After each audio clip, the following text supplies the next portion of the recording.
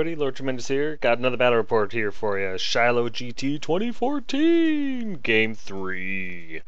Lord Tremendous, that's me of the Warriors of Chaos, versus Jason Johnson, also of the Warriors of Chaos. An imposter. Nope. This is a very cool guy. He was running mostly Nurgle. I think there was a little bit of Tzeentch, a little bit of Khorne in there, but for the most part, he was Nurgle heavy. No complaints whatsoever. His list was actually, in my opinion, a little soft. He didn't have too much filth. In fact, he didn't even have a Demon Prince, and he was a real cool guy. Another individual that offered me beer, which is great. I don't know. I guess I just look like a guy that needs to get drunk whenever I'm at these tournaments. But no, I mean, it's very cool. But yeah, let's get right into it. This is scenario 3. The deployment was basically adjacent table quarters. You split the board up into 4 equal parts, and then you basically pick a corner, and then your opponent gets the one that's like adjacent from you. Not right next to you, but like the opposite corner. And then there's like a no man's land in the center part of the table that's about 12 inches around in diameter in the center of the table. Then you take these tokens. The cool thing about this GT was that they gave us like 5 poker chips, like not the crappy plastic hollow ones. These were like solid ceramic, plastic, whatever they were, poker chips with, you know, SHILOH GT 2014, you know, and the date and everything on them. I mean, I got them up on my display cabinet or my display shelf and stuff like that. So, I mean, these were really good. Those alone were worth the price of admission. But you get to use them as tokens in the games, and so. In this particular one, you'll see it in the battle report pictures. You place 1 token. They're basically like beer kegs in the center of the table, and then in the center of the table quarters that aren't deployment zones. So basically, there's 3 spots that you're trying to control by having a unit within 3 inches of it without an enemy within 3 inches of it. If you and an enemy unit are within 3 inches of the keg, you guys determine who has the most fortitude nearest the keg. If it's a tie, neither of you control it, but whoever has the most fortitude near it is in control of it. So that's kind of cool. If you didn't control a keg after turn 2, you would lose 150 victory points per turn. So that was interesting too. It penalized you for not paying attention to the scenario. So that was something I've never really seen before, and I like things that I haven't seen before. It's kind of neat. Also, this game had a mascot in the center of the table quarter that you controlled. Basically, this mascot was like your general's favorite pet, and that's why we're here. We're here to get beer for the victory party, which is the keg markers, and steal the enemy general's mascot or pet. Victory was going to be determined by normal victory points earned according to the Big Red Book, but the extra points were 200 experience per keg controlled at the end of the game, so potentially 600 extra victory points. 100 victory points if the mascot is still in the deployment zone and not captured. So if you can keep your mascot in your deployment zone, you would basically get 100 extra victory points. I think I'm just kind of being redundant here. 300 victory points for capturing an opponent's mascot and having control of it at the end of the game. Another 200 victory points for getting your opponent's mascot out of his deployment area. So if you can just get him out of that little quadrant, you get another 200 victory points, plus 300 for capture. That's 5. That'll swing the game right there. And then, of course, the 200 victory points for completing your secret mission. And in this one, I chose number 6. It was called And They're Off. And basically, you had to declare and make a 10-inch or more charge, which I'm really, really bad at. But I figured with this board being so far away from each other, I was going to make a lot of, charges that were at max distance. So I figured I had the best chance that one. Also, something unique about this one is that the game lasts 7 turns instead of a normal 6, so kind of gives you that extra chance to put the foot in the ass of the opponent, you know? Here's my list. It's my SHILOH 2014 Army list, obviously. If you've seen the last 50 of my battle reports, you've seen this list. But it's as follows. My general is my Demon Prince, Lord Tremendous. He's got the mark of Tzeentch, he's level 3 Wizard, Chaos Armor, Charm, Shield, Dragon Bane Gem, Other Tricks of Shard, Soul Feeder, Scaled Skin, Flaming Breath, and Laura Metal. My hero choices are my Exalted Hero, Catalyst, the Keeper of the Colors. He's got the mark of Tzeentch, he's my BSB, he's got a Halberd, Chaos Deed, Helm of Many Eyes, and a Dawnstone. My Exalted Hero, Berserk, is my Mark Khorne, Extra Hand, Weapon, Toten, Luckstone, Dragon Helm, wearing, Crown of Command, having, Khorne hero that goes in with the Warriors. And then I've got my Chaos Sorcerer, Saval, the Mercenary Chaos. He's got the Mark Zinch, he's level 2 Wizard, he's got a Demonic Mount, Pack Hog.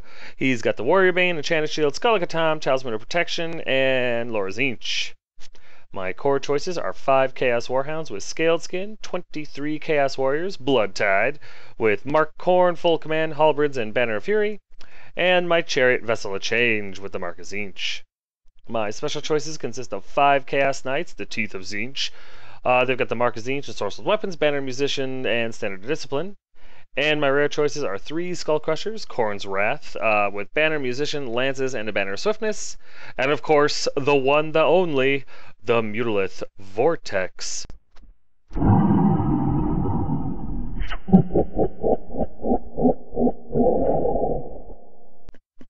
Gotta love the beast. My opponent's list was as follows. He had a Sorcerer Lord with the Mark of Zinch. He was a level 4 Wizard, he had the Sword of Striking, he had a Charm Shield, Dispel Scroll, Talisman of Preservation, Unholy Strike, and Lore Zinch. His hero choices were an Exalted Hero with the Mark of Nurgle. He was his BSB, he had a Great Weapon, Dragon Helm, Dawnstone, and Scaled Skin. And he had another Chaos Sorcerer, well, I guess a little Sorcerer, with the Mark of Nurgle, who was a level 2 Wizard, Enchanted Shield, Chaos Familiar, and the Lore of Death. His core choices were a unit of 18 Chaos Warriors with the Mark of Nurgle, Full Command, Hand Weapon Shield, and the Standard of Discipline. And then 15 Chaos Warriors with Banner Musician, Halberds, and no Magic Banner whatsoever. He had 2 unmarked Chariots and 2 units of Warhounds that were butt naked.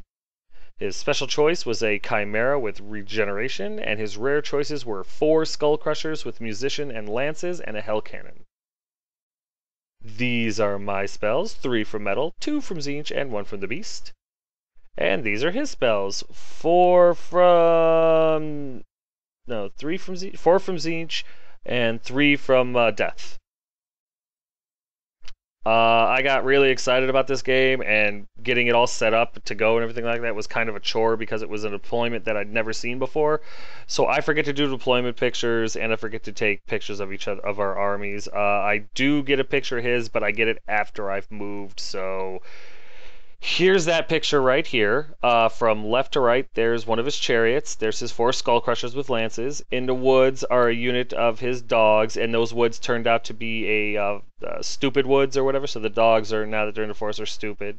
He's got a Hell Cannon. There's another unit of dogs that, as you can see, are fleeing.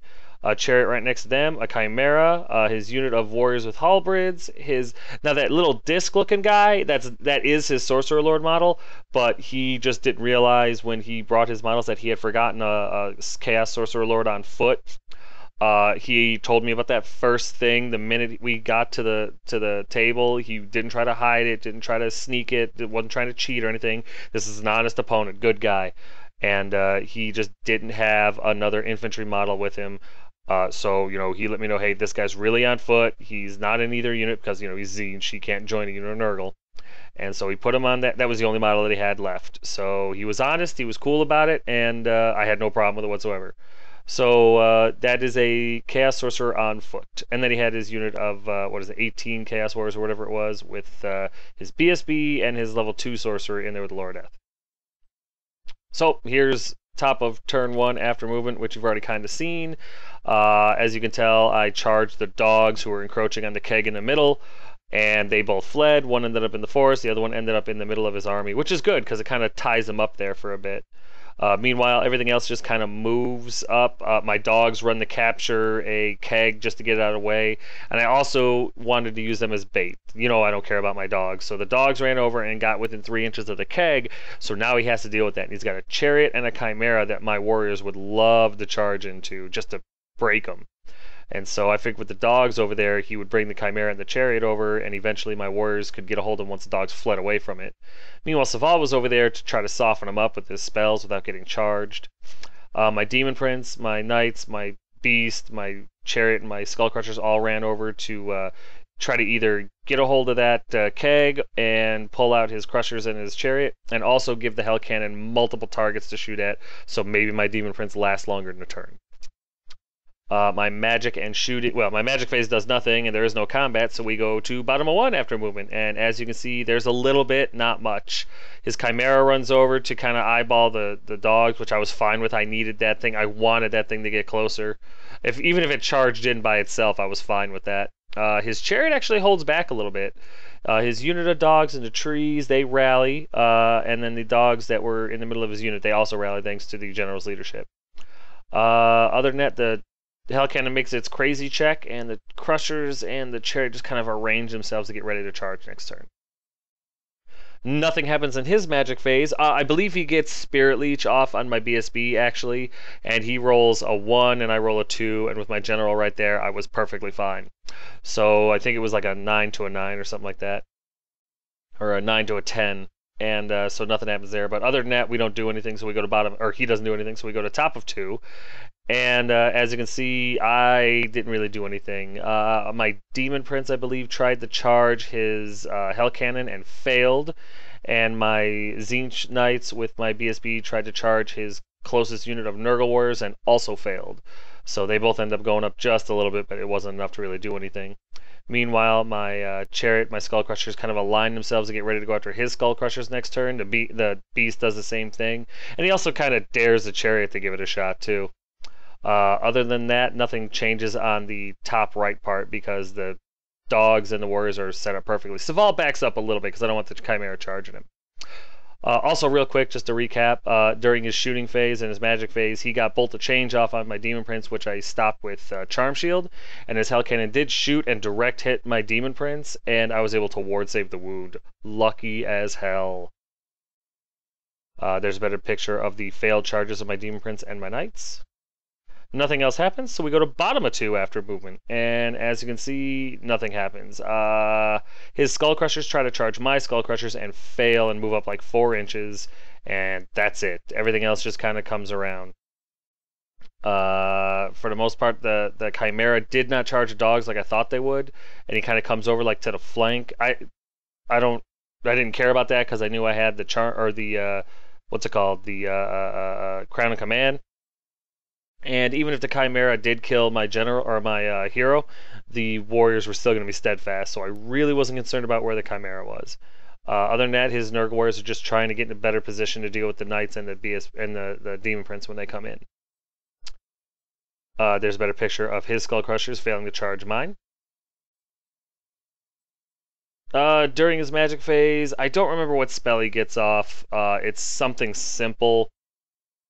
I really, for the life of me, don't remember what the heck it was. But he Irresistible Forces it with like 3 dice, and he rolls a miscast 7, and he kills 3 of his Nurgle warriors, and nothing else happens. It ends his magic phase, though, so that's why I took a picture. Here's the important one, though. His Hell Cannon misfires. He targets my Demon Prince again. It's a direct hit right on my Demon Prince's head because he rolls a 6. However, he rolls a 1 to wound. Oh my Tzeentch!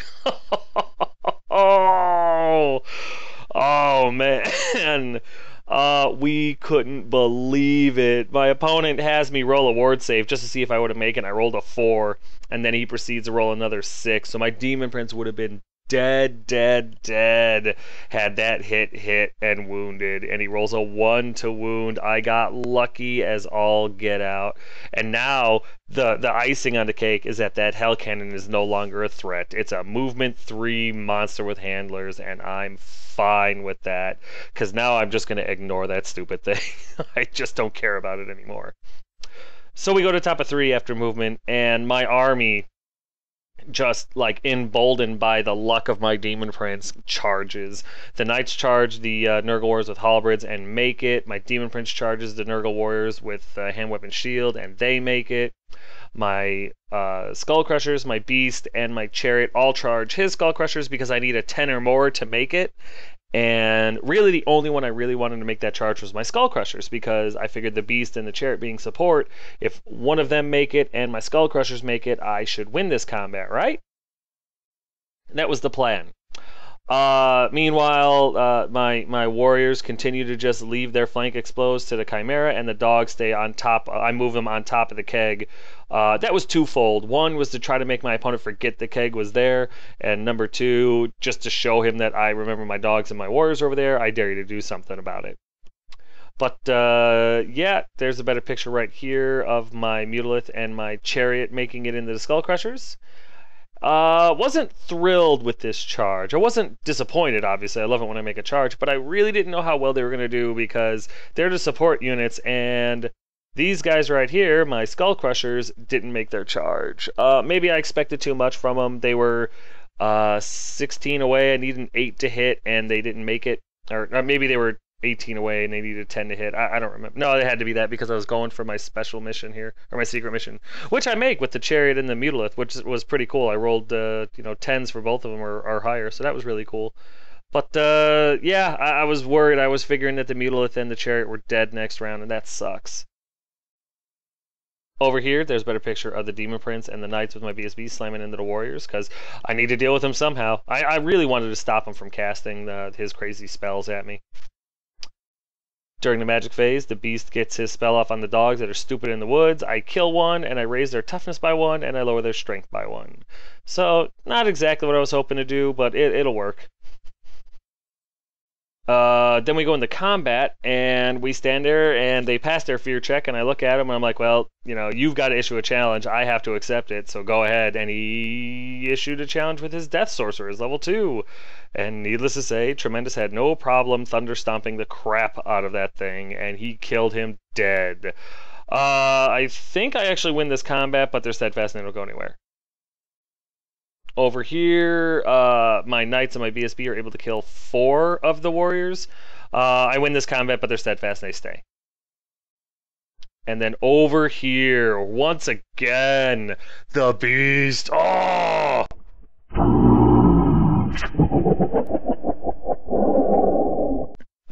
The Beast. Oh my god. The Chariot and the Beast slam into the damn Crushers. And the Beast puts 2 wounds through on the Crushers. I think the Chariot did a couple of wounds on impact hits. And they throw a couple of attacks. I think he threw 3 attacks at my Chariot. And he does like a wound to him. But then he throws a bunch of attacks at my Beast, and he hits like 3 times, and he wounds like 3 times or something like that, 2 or 3 times. It's not many, and I'm able to armor and regen all of them. They do nothing to the Beast. That's how friggin' badass the Mutolith Vortex can be. He charges Skull Crushers, weathers their attacks, and then even though they were steadfast 8, he rolled like a 9, and then I rolled I think I rolled another 7 or 8 for the Beast, and then I rolled a 9 for the Chariot, and the Chariot ends up running them down. 9 or a 10 for the Chariot, it was insane. But the Chariot ends up running them down, and the 4 Skull Crushers and all those juicy points are mine. And yeah, I was happy. I was very happy. I tried to hold it back because I didn't want to be a dick to my opponent, but in my head, I was just jumping up and down. I was doing cartwheels. It was embarrassing. So we go to bottom of 3 after a movement, and now my opponent's pissed, and rightfully so. No, let me like he's not pissed at me. He's actually a very good opponent. He's actually composed himself well. He doesn't get upset or anything like that. But now he's, the gloves are coming off. So he charges his Chimera and his Chariot at my Warriors, who have to stay. And both of them make it. I was a little shocked that the Chariot made it. I thought I was going to get that Chimera, but it didn't work out. So yeah, they're both into the Warriors now, and I was a little nervous about that. Meanwhile, the little Sorcerer Lord, who's now on foot, he takes one of his models that he's lost from his Warriors that have died, and he puts him in there as a proxy, I guess. And he slams into the Knights, which shocked me a little bit. I was like, what is he trying to do? But I figured he had a trick, and I was not let down at all. Right here, his dogs in the forest are stupid and stumble forward 6 inches getting out of the forest. There's a better picture of the Chimera and the Chariot slamming into my Warriors. And there's kind of a better picture of his proxy Sorcerer Lord slamming into my BSB and the Knights. During his magic phase, he's able to get Infernal Gateway off on Saval and does 5 strength 6 hits on him. And one gets through. I was actually very nervous. And Saval passes his check, so now he has a 6-up regen. Woohoo! Over here, oh well, he got that spell off irresistibly, and he miscast 9, but he's got a 3-up ward save, which he makes no problem. During the combat phase, since it's his turn, his Sorcerer Lord issues a challenge my BSB has to accept. And my BSB hits him and does no wounds to him because he 3-up ward saves all of them.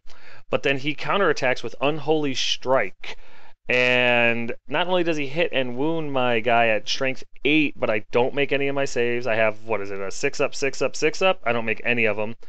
And the one wound that he did 3 wounds to the BSB and kills him. There's nothing I can do. It was actually the first time I've ever seen Unholy Strike actually work. My knights are failed to hit and wound the his Nurgle warriors, which is really depressing. I don't lose any in return. However, I do lose combat, and the knights break and they get run down, which is frustrating as hell. On a positive note, though, my Demon Prince is able to get into combat with his Nurgle BSB and Thunder Skull Crush his face into the ground using the Sorcerer as a weapon. I think he just picks up the broken body and just decimates his BSB. So the Demon Prince is doing pretty good. I've taken out 2 of his characters with him, and although I've lost one of my characters and my knights, that was just unfortunate and well played by my opponent, I got to admit. Over here, the fight goes just about as bad as it could have gone. I lose 6, 7, 8, 9 warriors. I put 2 wounds onto the Chimera, and I put a wound or 2 onto the Chariot. And I lose Berserk. The Chimera is able to kill him. So that really hurt. However, we are still steadfast, and we stay on an 8. So thank God for that. So we go to top of 4 after movement, and as you can see, there's been just a little bit. My Skull Crushers move to try to figure out what the hell I'm going to do with them. The Beast and the Chariot run over. The Chariot's job is to go after and get the mascot, which he picks up right here. The Beast runs over to just start harassing things with his spell, because I'm not going to charge his stupid cannon with the Beast. Saval moves to try to whittle down some warriors, and the dogs stay right where they're at because they don't really have anything else to do. During the magic phase, my Beast gets his spell off on the cannon. Doesn't do any wounds to him, but makes him stupid. Or, I'm sorry, he does that to the warriors, the halberd warriors. He doesn't do any wounds to them, but he is able to make them stupid for the rest of the game. And then over here in combat, I lose 4 Khorne warriors, kill the Chariot, and although I don't do anything to the Chimera, I am able to win this combat. And this crazy-ass Chimera makes an insane courage roll, needing insane courage. Oh, man. I was like, oh, shoot.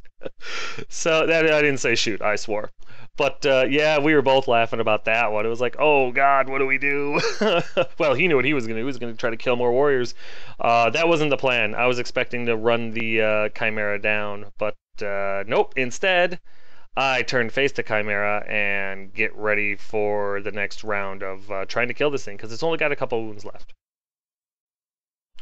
Over here in combat, my Demon Prince just starts having fun jumping up and down on Nurgle warriors, and he kills a bunch of them. I win combat, they're steadfast, and don't care. He does take a wound for his trouble this time, though, which that hurts my feelings a little bit.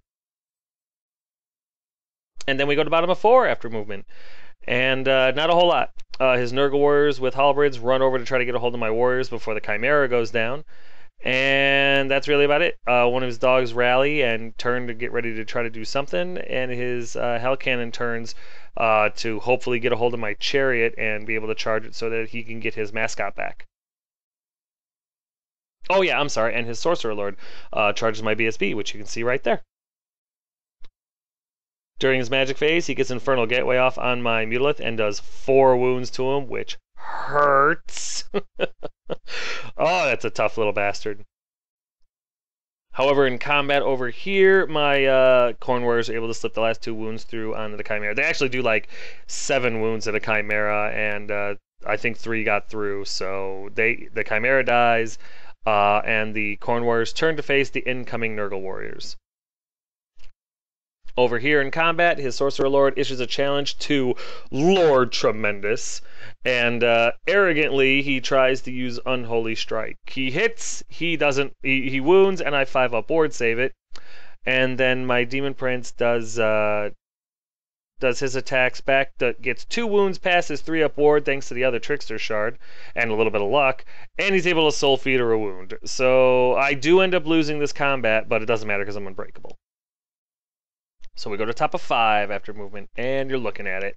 The Chariot continues moving forward to get away from the Hell Cannon, because I'm pretty confident on a 9 he's going to make his leadership.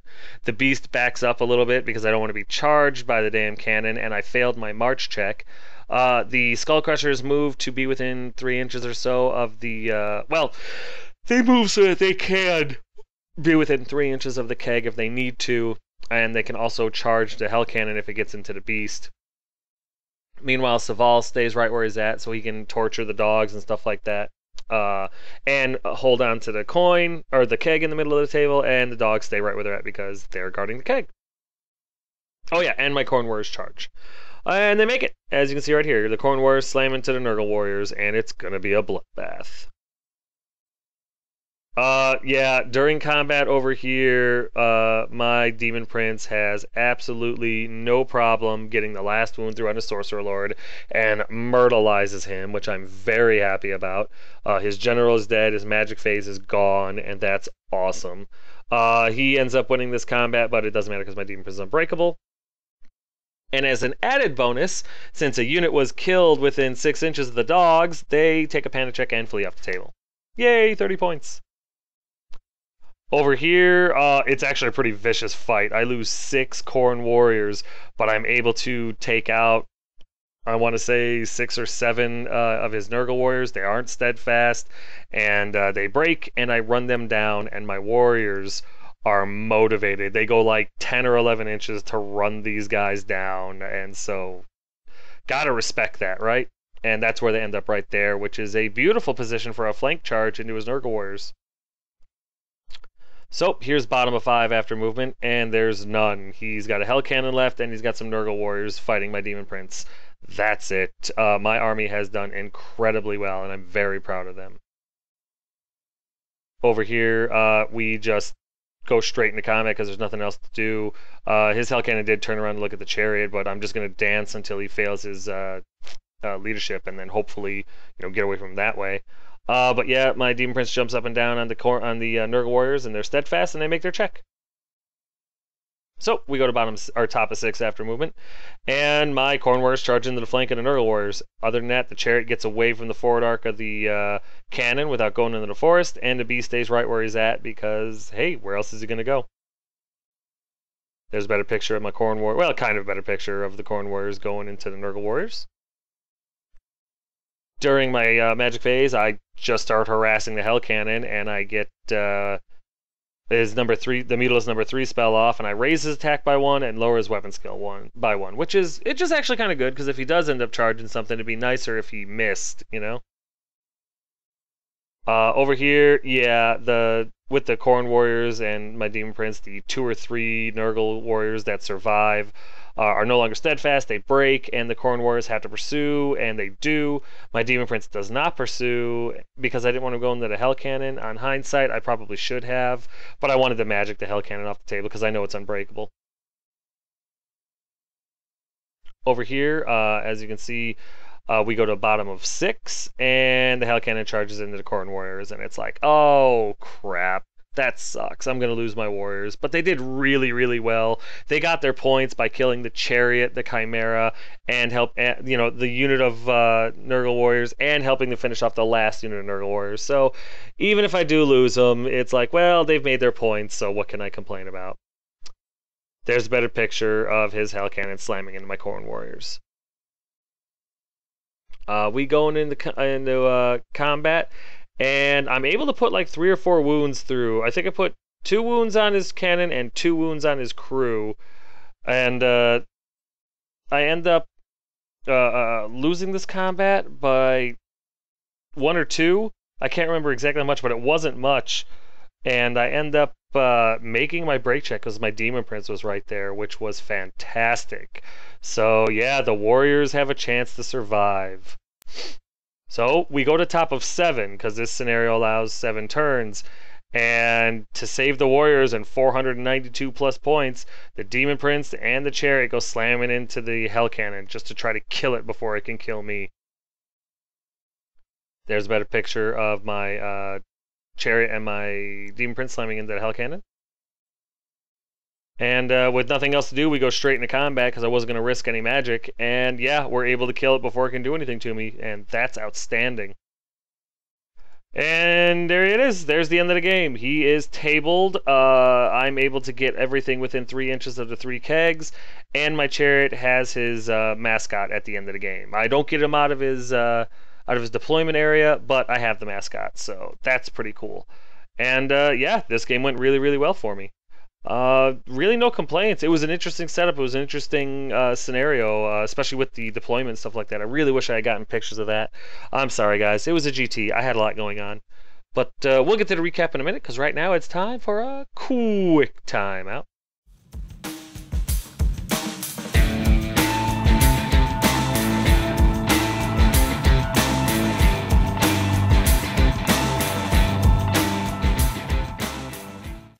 Tokens, fellas. Tokens, tokens, tokens. Wound counters, augment markers, hex markers, every status, ailment, and effect you can think of, from not being able to move to the lore attributes to the lore hexes and bonuses that they provide.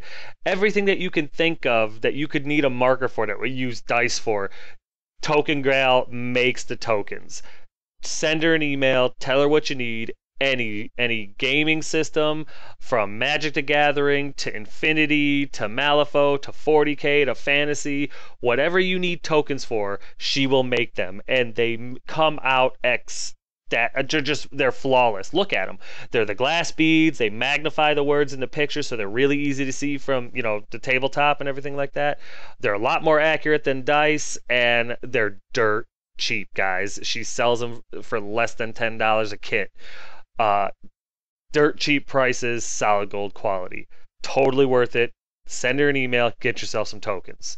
The only request that I make is that if you are overseas, if you're outside of America, before you send her an email, you have to understand that shipping prices are through the roof. So as long as you're okay with paying like $30+ shipping fees, don't send her an email, because it's just going to waste both your times. But if you are in America or you don't mind high shipping fees, then by all means, send her an email, get yourself some tokens. Totally worth it. But yeah, in the end, it was a tremendous victory for Lord Tremendous. I ended up getting 3,950 points to his 375. And he actually got a lot more victory points than that, but remember, he didn't have control of a keg for like 4 turns. He didn't have control of a keg, so that was minus 600 victory points per the scenario. So that's why he actually lost by so much. He lost a huge chunk of his points because of that. And I felt a little bad about it, because this guy was a really, really excellent guy, like a really, really good character individual. And but he was cool about the whole time. At one point during the game, I tried to say, hey, you know what? I'm just gonna dance around you and stuff like that. I didn't really say it like that. I was just like, okay, magic. And he got a little mad at me. He was like, you table me if you can. I want you to kill every model I have. Don't hold back. Don't take it easy on me just because you're winning. And you got to respect that. So I took it to him and stuff like that. And I owe this guy a beer, definitely. In the end, I ended up losing my BSB and Berserk and my Knights. And my opponent, unfortunately for him, ended up losing, everything. Sorry, man. I still owe you that beer. I never did get it to you. I'm a bad person. Really, this game, he didn't make any real mistakes. He just got unlucky, and my luck kicked in, which happens. The Hell Cannon not killing my Demon Prince was unbelievably lucky. He got rid of my Charm Shield with a Bolt of Change. I was able to ward save the first direct hit from the Hell Cannon, and then that Misfire 6 from him when he rolled that 1 to wound, if he had rolled anything else, this game would have been a lot different. I wouldn't have had my Demon Prince into his Warriors. I wouldn't have had his Deathcaster and his BSB dead as quick as I did. It would have been so much different. This game would have been a lot worse. In fact, he probably would have won because my Demon Prince gone. I would have been huge loss. So that was huge. The Beast and the Chariot beating and running down the Steadfast Skull Crushers was unbelievable. I only won that combat by 1 or 2. They were Steadfast 8 and they broke and died. That was legendary. That's why I love the Beast. The Chariot's cool too, but I completely, well, I about 80% contribute that to the Beast. So that makes me a bad person. I can live with that. His Unholy Striking Sorcerer Lord is brutal. I've never had my BSB taken out by a caster before, even a Chaos Caster. So that was a very cool kit. Really made me think, wow, maybe I should try something like that. My Khorne Warriors have never performed better, ever, in the history of their creation. Back when they were Tzeentch Warriors, they never performed that well. A Chariot and a Chimera on the charge, they cut them both down. Then they turn around, take out a set of Nurgle Warriors that were at about 70% strength. Then they overrun and are able to get into the flank of the other Nurgle Warriors, helping the Demon Prince finish them off, and then they run them down. Then they take a charge from a damn cannon, the Hell Cannon, and weather it. And not only do they weather it, but they cripple the cannon and stay when they lose combat. And they hold the cannon there long enough for the Demon Prince and a Chariot to come in and destroy it, giving me the win. Wow! Wow! These are the best Khorne Warriors ever! But yeah, 3 games on the first day and 3 victories. I talked to the TO at the end of the game because I was supposed to have a grudge match against Cass, and it was supposed to be in game 4, but I couldn't because, according to the TO, I was tied for 6th place at the end of day 1, which was fantastic. I've never done that well before at a GT, so I'm like on cloud 9. I'm walking on water, turning shit into wine. It was great. But yeah, this game was a lot of fun. I had a really good time with my opponent. We actually laughed a lot. You know how some opponents, when things don't go their way, or when they're having a lot of bad luck, like with the ones to rolling to wound with his Hell Cannon and stuff, they would get quiet or pissy or kind of rude. Not this guy. This guy was a real stand-up guy, real good character guy, just a fantastic opponent. Stayed upbeat the entire game and would not let me hold back. You know, it's a GT. I wanted to win, but I didn't want to crush my opponents or anything like that because I didn't have my heart set on. I wanted 4-1. I didn't give a crap about winning anything. But when he realized, he saw what I was doing, and he was like, you table me if you can. I want you to kill every single one of my models if you can. And that says something about the individual. You know, we're at a GT, and you're fighting for points. You're trying to get up top there, and your opponent, soft-hearted idiot like I am, starts backing off a little bit, and he got mad. Not like, you son of a biscuit or anything like that, but just like, hey, take it to me if you can. And I respect that. I really do. This guy earned my respect, and believe it or not, that's not the easiest thing to do.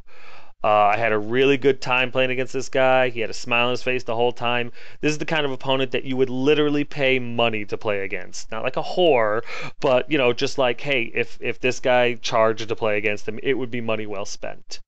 By the end of the day, though, I was exhausted. Mentally, physically, just exhausted. But, like, really up on my wins. I was elated.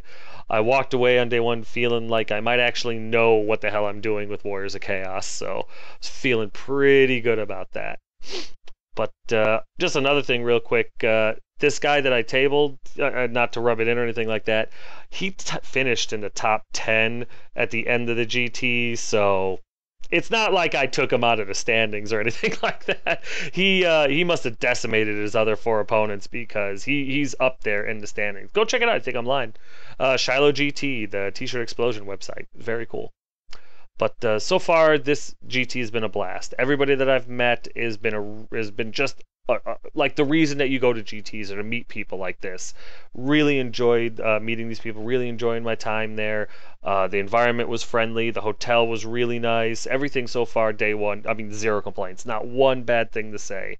And that's phenomenal. That's worth the price of admission 10 times over. So really enjoying myself, really glad that we went to this. But yeah, guys, that's going to do it for Battle Report number 94 in the SHILOH 2014 GT Game 3.